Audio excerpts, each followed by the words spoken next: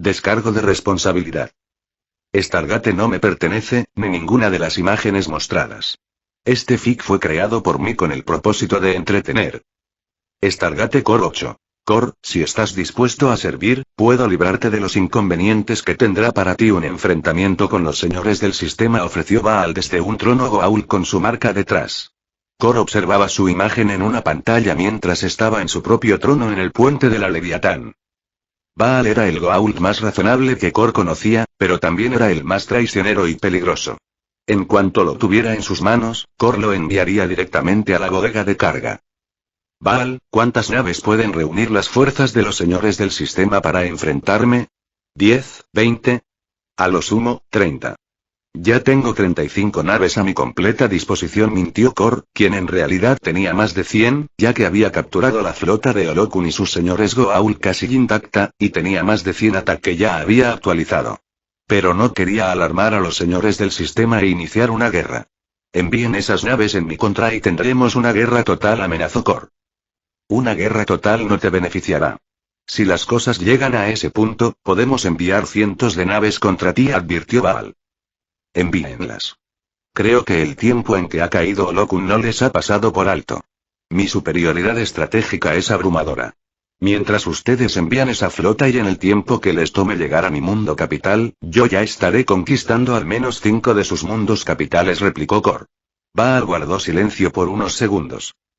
¿Qué estás dispuesto a dar por un puesto en los señores del sistema? Preguntó Baal de forma descarada al ver que sus amenazas no surtían efecto. Core sonrió. Baal seguía tuteándolo, lo que era un recordatorio de que él lo consideraba inferior, pero eso no afectaba su juicio y seguía dispuesto a negociar. Baal, creo que tu flota se verá mejor con unos 5 ATAC para reforzarlas. En cuanto a los señores del sistema, no creo que acepten nada menos que una explicación de mi superioridad estratégica, y estoy dispuesto a complacerlos, pero solo a medias, ofreció Core. A Baal le brillaron los ojos. ¿Estarías dispuesto a revelar esa información? Preguntó Baal con avaricia en la voz. ¿Crees que los señores del sistema dejarán de molestarme si no les digo cómo es que mis naves superan a las suyas? Preguntó Core. Baal sonrió. Hablaré con ellos a tu favor, y en cuanto termine, me comunicaré contigo, dijo, y la pantalla holográfica se cerró.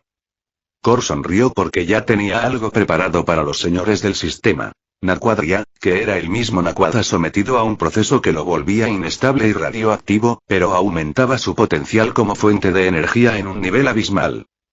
Por desgracia para los Goa'uld, ellos no poseían los conocimientos para extraer ese potencial, y a lo sumo, obtendrían una pequeña mejora a un costo enorme, porque Core no pensaba compartir con ellos ningún método de uso, ni siquiera una referencia. Core dejó ese asunto de lado y dio un breve repaso a los informes de sus subordinados. Ya había pasado un mes desde la caída de Olokun, y todos sus siervos ahora eran suyos. Por eso, su territorio se extendía en un 5% de la galaxia y tenía más de 200 millones de humanos y más de 200 planetas gobernados por Goa'uld menores a su servicio. Ya habían enviado sus primeros informes sobre la construcción de ciudades, la activación de minas y todo lo relacionado con la vida civil. Core contrastó sus informes con los datos del programa que los vigilaba, pero como eran nuevos y Core ya les había mostrado que su tecnología era insondable, todavía estaban asustados y no se atrevían a tomar ninguna confianza, por lo que su rendimiento era del 100%. Core se encogió de hombros y pasó a los informes militares. En la batalla con Olokun, este obligó a su primado Yek y a sus Jafas a tomarse las cosas en serio, al no permitir que ninguna de sus naves fuera capturada mientras pudo evitarlo, lo que provocó que la batalla se intensificara y murieran más de 200 Jafas a su servicio, perdidos en las explosiones provocadas en las naves donde estaban. En cuanto a aquellos cuyos cuerpos se pudieron encontrar o rastrear en el espacio, que eran más de 5000, Core los había transportado a la Leviatán e incluso antes de que la batalla terminara, ya recibían tratamiento médico. Aún así, las pérdidas de ATAC de la flota de Olokun lo dejaron con poco más de 100 ATAC, que dividió en 13 flotas de 5 ATAC, comandadas por Mot y otros señores medios, y su flota personal, comandada por su primado Jafayet, que tenía 35 ATAC y su nave insignia, que era el ATAC mejorado que Core le había regalado. Los Goa'uld no ponían nombres a sus naves, y los Jafas menos, pues solo eran esclavos y no tenían naves, solo las comandaban. Pero como la nave de Jet era un regalo y Kor le había puesto un nombre a su nave, Jet siguió su ejemplo y llamó a la suya el puño de Kor, lo cual le hacía sentir algo incómodo. Su número de Jafas también había aumentado con la integración de las fuerzas de Olokun y todos sus señores, sumando más de 5 millones de Jafas, sin contar a sus familias. Por eso, Kor aumentó el número de sus planetas a 3. No era prudente dividir a sus Jafas. Él solo les dio 3 planetas porque se preparaba para conquistar un tercio de la galaxia y necesitaría espacio libre para su futuro ejército. Kor vio que los Jafas no tenían problemas, pues un programa informático se encargaba de la administración de sus mundos, y ellos solo tenían como tarea ser soldados, recibiendo tributos de todos los planetas del imperio. En cuanto a sus generales Goa'uld, estos supervisaban el entrenamiento de las tropas en batallas espaciales, porque eran los que más tenían experiencia en esto. Kor no había conseguido nada que se ajustara al espacio en la Tierra, y solo pudo crear simuladores de realidad virtual. Emperador, 05 desde la base lunar astillero, todo está listo. ¿Quiere presionar el botón de inicio?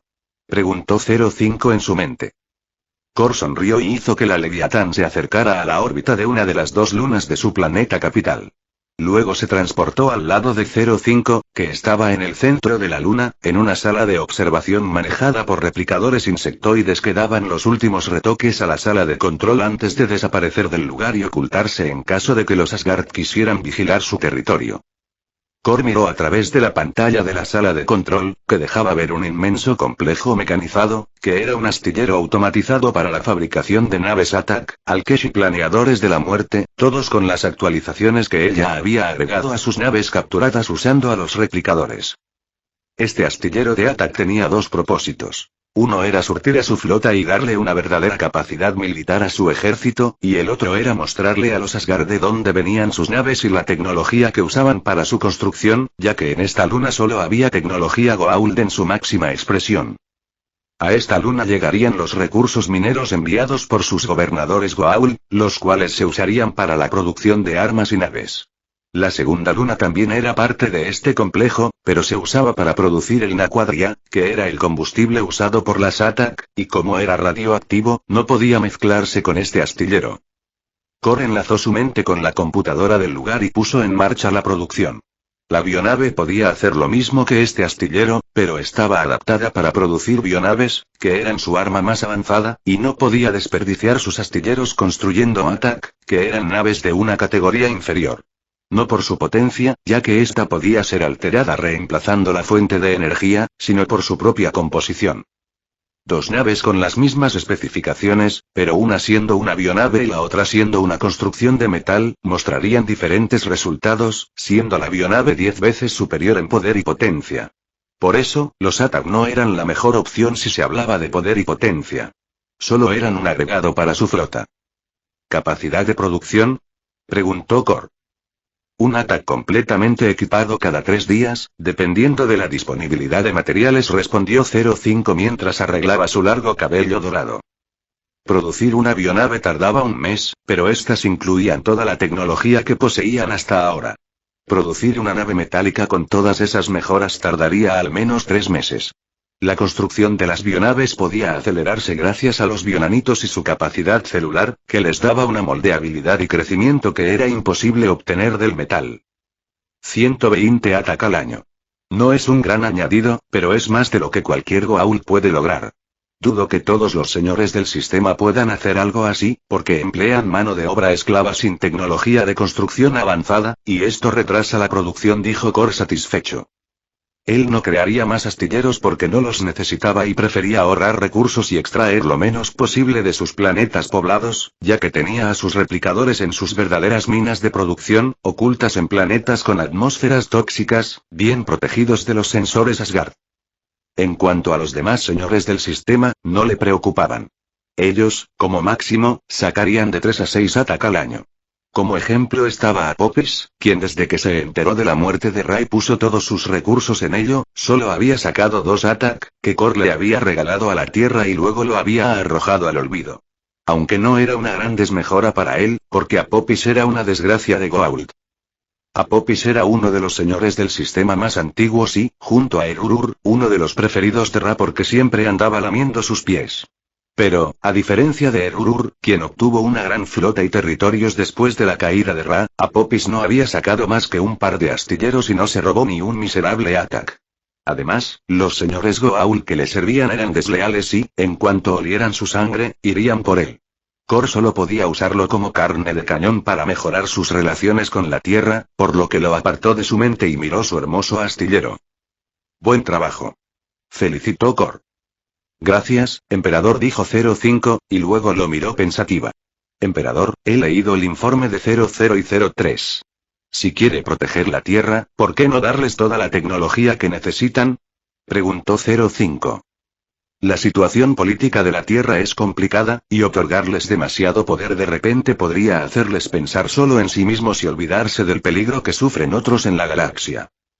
Si estuviéramos tratando con una sola persona, sería diferente, pero aquí hablamos de miles de millones de personas, pensando en sus propios intereses. No quiero que se sienten a rascarse las bolas y me dejen todo el trabajo a mí. Si quieren obtener beneficios, tendrán que trabajar duro por ellos, explicó Kor. Kor también tenía un plan para que los Estados Unidos se sintieran presionados, tomando el control de todo el continente africano, que era un caos de guerras y conflictos sociales, parecido al desastre del Imperio Goa'uld, donde las atrocidades cometidas por sus líderes no dejaban atrás las cometidas por los Goa'uld. Kor ya había enviado a 04 a estudiar la situación y trazar el mejor curso para la intervención. Como los líderes implicados eran pura basura, y los que no se limitaban a mirar, a Kor no lo atormentaría su conciencia si les lobotomizara el cerebro a todos. En cuanto a Asia y Latinoamérica, la situación no era tan grave, y una vez que los Estados Unidos y todo el continente africano empezaran a desarrollarse a la velocidad del rayo, todos ellos sentirían la presión. Si no avanzaban, quedarían en el olvido. Kor no pensaba limpiarle las babas a nadie, solo se aseguraría de que tuvieran su oportunidad. Si sus líderes la desperdiciaban, no era su asunto. Con esas naves y las mejoras que hicimos en ellas, el país conocido como Estados Unidos puede subyugar a los demás sin ninguna dificultad. ¿No perjudicaría eso sus planes? Preguntó 05, interrumpiendo sus pensamientos. A los Estados Unidos les importa su reputación, no para otros países, sino para alabar su propio ego. Les encanta decir que son los buenos y una tierra de libertad. Es la propaganda que los ha hecho parecer más de lo que son, y se aferran a ella con uñas y dientes. No iniciarán una conquista mundial, si llegan a usar la tecnología que les hemos dado, será para hacerse más propaganda favorable a sí mismos. Además, planeo darles algunos juguetes con los que puedan presumir ante el resto del mundo y llamar la atención, como tanto les gusta hacer. De paso, pueden dejar de depender de algunos recursos estratégicos, que es lo que los ha obligado a aceptar algunos tratos sucios por todo el mundo, y a desarrollar organizaciones secretas en contra de otros países. En realidad, son gente indiferente, si se evalúan sus acciones con objetividad, explicó Kor, y 05 asintió. Kor pensó que él también estaba obteniendo mucho de la Tierra, pues ya había obtenido la tecnología Toyan de cambio de fase y la tecnología de los androides del androide Arlan, que creó robots del SG-1. La tecnología de androides estaba miles de años por detrás de los replicadores y, en comparación, no valía la pena. Pero nada más alejado de la realidad, porque dentro de esta tecnología aparentemente atrasada para altos estándares como la tecnología replicadora o la de los Asgard, se encontraba algo que ni siquiera los Asgard tenían, y eso era la capacidad de copiar la memoria de una persona. Los Asgard podían hacer esto, pero era mediante una sonda mental, y el proceso era defectuoso, ya que tenía problemas para copiar la memoria en un dispositivo aparte de un cuerpo similar. Pero la tecnología de androides sí podía, ya que pasó los recuerdos completos del SG-1 al cuerpo de una máquina, es decir, a los androides, y este era funcional al 100% sin ningún error, lo que significaba que con algo de estudio, él podría incluso copiar su propia memoria en caso de que alguien quisiera trastear con su mente, lo que era uno de sus puntos débiles actuales. Y 2 días después, Baal volvió a contactarlo. Kor se movió de su palacio al puente de la Leviatán para tomar su llamada, ya que esperaba que los señores del sistema quisieran hablar con él sobre asuntos privados para los Goa'uld. En efecto, al sentarse en su trono, llevando su indumentaria de Dios, una gran pantalla se desplegó frente a él, dividiéndose en 12 partes, una por cada señor del sistema. Actualmente eran 14 de ellos, pero Apophis acababa de caer en desgracia y Olokun estaba en sus garras, por lo que solo estaban presentes 12 señores del sistema. Yu estaba en el centro de la pantalla, ya que era el más viejo y respetado de ellos. Yu llevaba una indumentaria asiática antigua y tenía un anfitrión de mediana edad y rasgos asiáticos. La indumentaria parecía vieja y no le gustaba a Kor. El estilo era genial, pero le faltaba mucha presencia. Baal estaba al lado de Morrigan, una reina Goa'uld cuyo anfitrión era una mujer pelirroja que no estaba mal. Ella era igual de traicionera que Baal. Les seguían Erur y Camulus, uno con indumentaria egipcia y otro griega. El resto eran Amaterasu, Bastet, Ares, Cronos, Moloch, Kali y Nerti. Todos los señores del sistema estaban en sus tronos y no había Jalza alrededor, lo que indicaba que se preparaban para negociar tecnología. Eso era una buena señal, porque indicaba que estaban dispuestos a negociar su entrada en el grupo. ¿Dónde está Olokun?, exigió Yu con autoridad, después de mirarlo de arriba abajo con superioridad. Él es mi invitado, dijo Kor con despreocupación. Yu lo miró con un poco menos de superioridad y asintió. Entre los Goa'uld no se acostumbraba a matar a sus rivales, ya que la máxima gloria era obligarlos a servir. Era de cobardes matar al adversario y bueno, matarlos y dejarlos muertos. La costumbre era capturar al enemigo y luego invitarlo a una sala VIP, donde serían convencidos para servir. Kor, este consejo reconoce tu victoria contra Olokun, dijo Baal, tomando la palabra después de Yu, quien no parecía interesado en nada más que en verificar si se habían cumplido las tradiciones Goa'uld en su guerra contra Olokun. No, de forma unánime intervino Cronos, cuyo anfitrión era un hombre de mediana edad con rostro cuadrado y cabellos blancos. Su apariencia era descuidada y su porte dejaba mucho que desear. Este era el enemigo jurado de Teal'c y de la Tok'ra, pues, según los recuerdos de Kor, fue quien selló a Egeria. Apenas eres una larva salida de la bolsa, agregó Amaterasu, cuyo anfitrión era una mujer de rasgos asiáticos y figura aceptable. Eres demasiado arrogante, dijo Mirti, cuyo anfitrión era una mujer de figura esbelta. Ella era una científica fracasada que intentaba obtener mejores anfitriones, pero en miles de años, no había tenido ningún éxito. Baal ha mencionado que tienes nueva tecnología y una nave insignia que no pudiste haber construido tú mismo. ¿De dónde la obtuviste?, gruñó Moloch. Esa nave perteneció a mi padre. Te has robado uno de sus astilleros. Reprendió Erur con ira. Kor solo pudo parpadear ante su acusación, pero luego pensó que eso era lógico. Kor había desaparecido durante 2 meses justo en la fecha en que se supo de la muerte de Ra. Después, se presentó con una nave como nunca se había visto y algunas ATAC.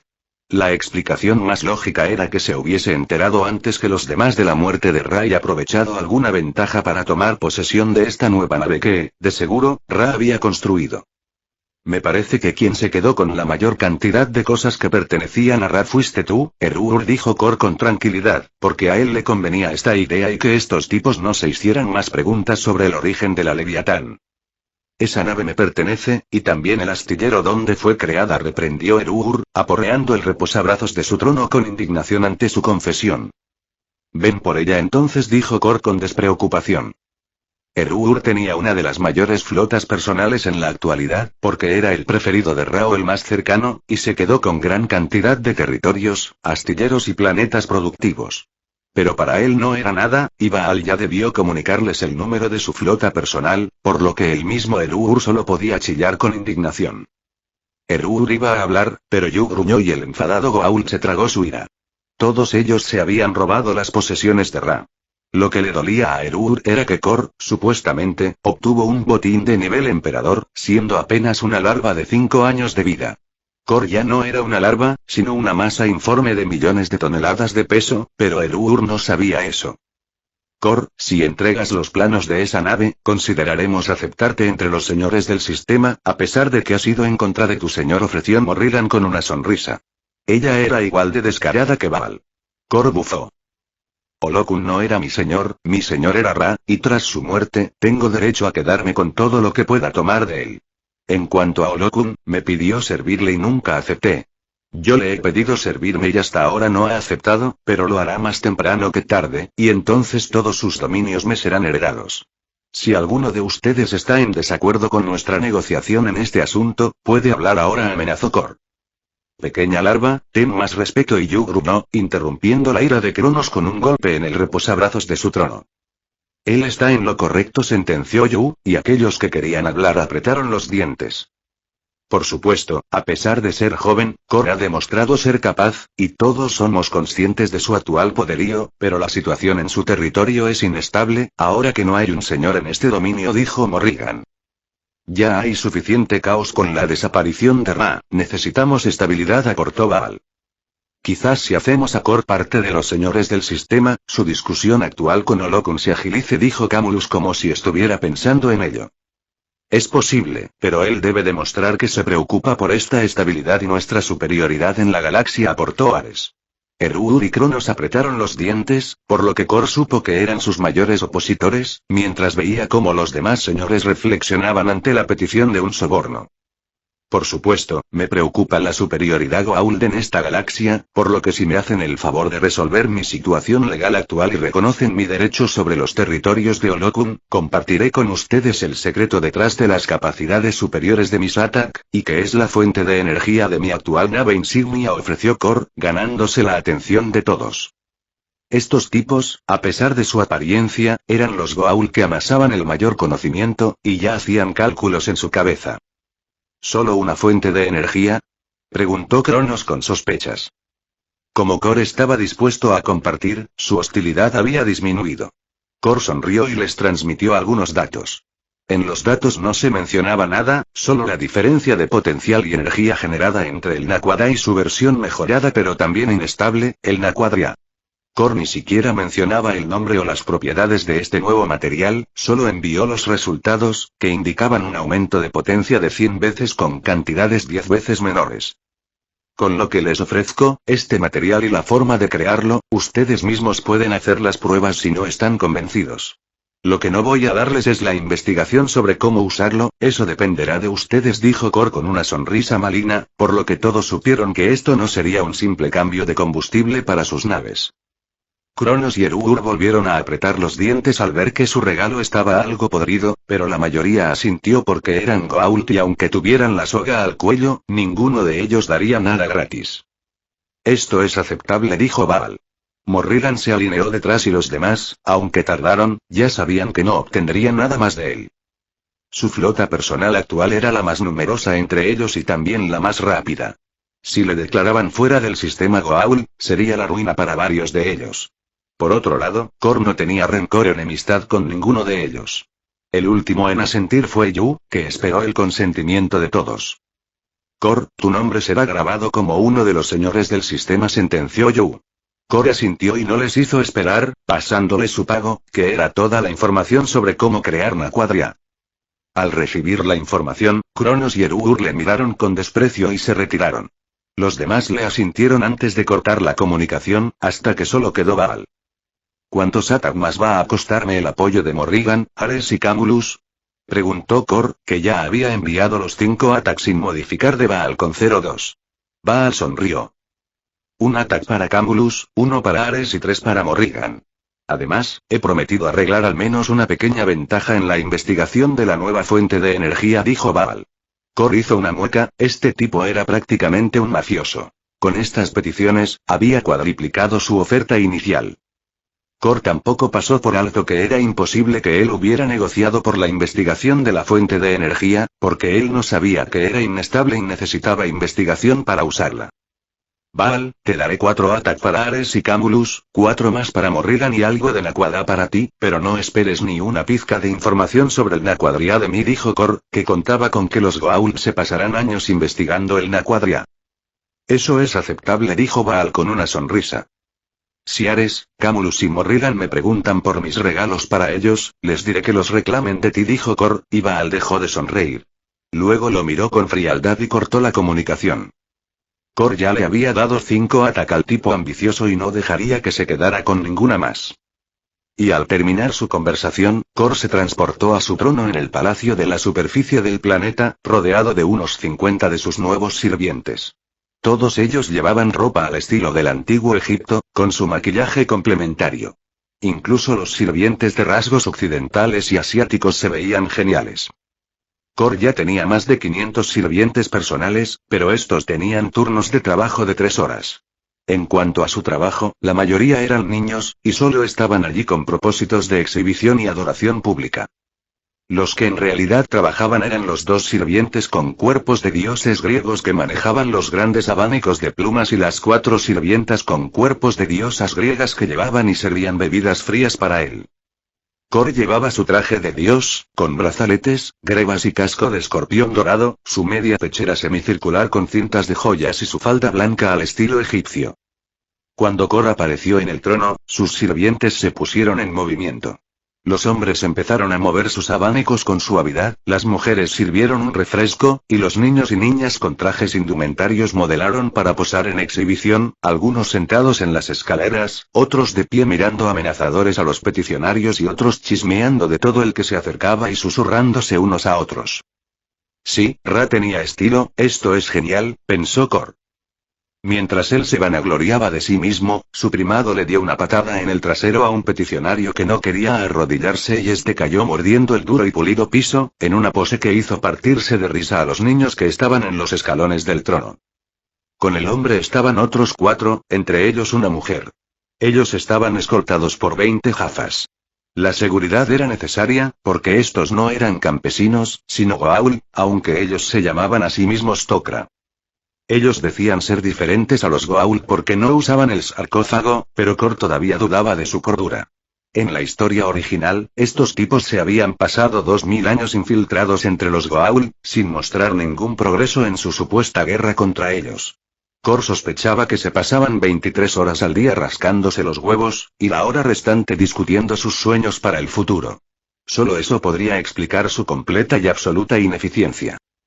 Goa'uld, puedes matarnos y torturarnos, pero la Tok'ra siempre será libre, espetó uno de los Tok'ra arrodillados, que tenía un anfitrión muy joven, pero su voz era grave porque hablaba con voz de Goa'uld.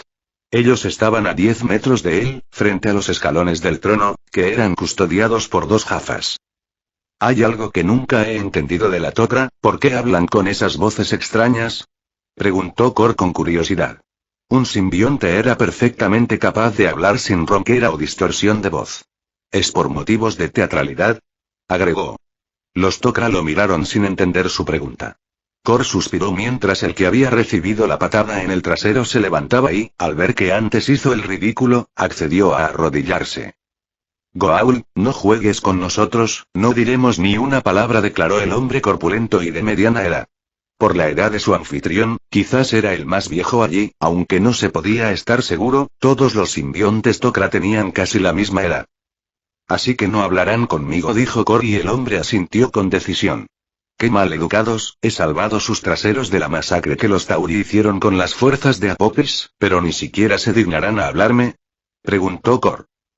El hombre de mediana edad pareció dudar y querer preguntar algo, pero se mantuvo fiel a su palabra y solo asintió.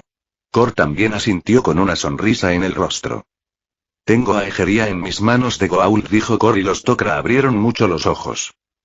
¿Qué?, exclamó el hombre de mediana edad, provocando un coro de risas entre los niños sentados en las escaleras del trono, que se apresuraron a hablar y comentar su falta de compromiso con sus propias palabras.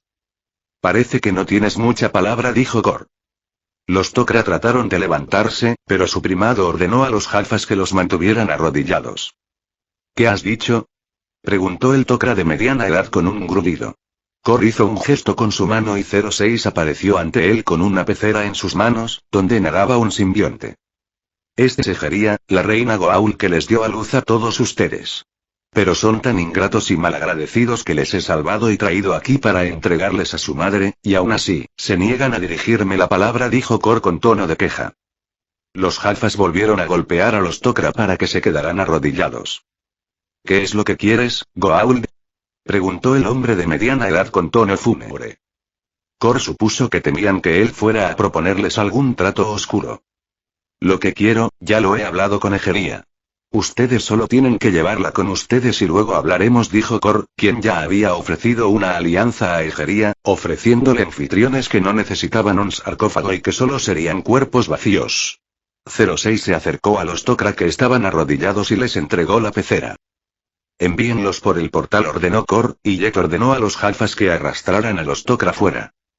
¿Alguna otra petición?, preguntó Kor. Mi dios, hay algunos dioses menores que desean ofrecer su lealtad, dijo Jet. Kor asintió. Hazlos pasar, dijo Kor. Desde que derrotó a Olokun y ocupó sus mundos, algunos pequeños Goa'uld acudían a él de vez en cuando en busca de oportunidades de crecimiento. Kor les imponía como condiciones para servirlo abandonar sus anfitriones, someterse al tratamiento para la locura Goa'uld y seguir sus leyes, en especial la que prohibía la esclavitud. Por supuesto, lo del tratamiento para la locura no lo mencionaba hasta que ya estaba hecho, ya que no importaba si aceptaban servirle o no. Todo Goa'uld capturado por él era sometido a este tratamiento. Nga. Hola a todos, quiero hacer algunas aclaraciones sobre este capítulo. Cuando menciono que los Goa'uld no tienen los conocimientos para crear fuentes de energía estables con el Naquadria, no me refiero a su tecnología. La tecnología Goa'uld es muy avanzada y en mi opinión, puede aprovechar al máximo el potencial del Naquadria, construir androides, astilleros automatizados, inteligencias artificiales, nanitos, experimentos genéticos y mucho más. De hecho, la considero más avanzada que la tecnología Toyan. El obstáculo de la tecnología Goa'uld son los propios Goa'uld, que hacen pasar su tecnología como magia o su propio poder, lo que hace que solo creen cosas simples y que sus aplicaciones sean limitadas. En cambio, los Toyan han adaptado su tecnología a su vida civil y pueden incluso incapacitar armas de energía y proyectiles con ella. Sin embargo, no pueden revivir a los muertos, sus avances en tecnología espacial son pocos y un infarto puede matarlos si se dan las condiciones apropiadas. Esto quedó demostrado en el episodio en el que uno de ellos fue asesinado al sabotear su sistema de asistencia médica. Este es el final del capítulo, si les gustó denle like, y no olviden suscribirse, eso me anima a seguir subiendo vídeos.